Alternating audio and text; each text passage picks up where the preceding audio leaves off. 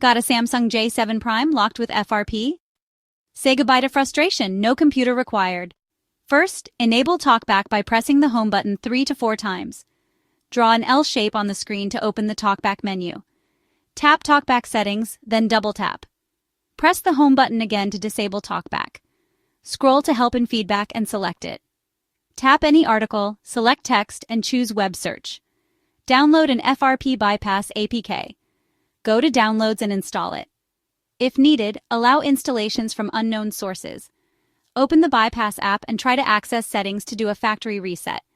Need another method? Use a SIM card with pin lock, remove it quickly on the PUK screen, and swipe down notifications. Or, on the Wi-Fi setup screen, type random text in Add Network, long press it, and select Assist. Open the browser and follow the steps to install a Bypass APK. Remember, these methods might not work on all software versions.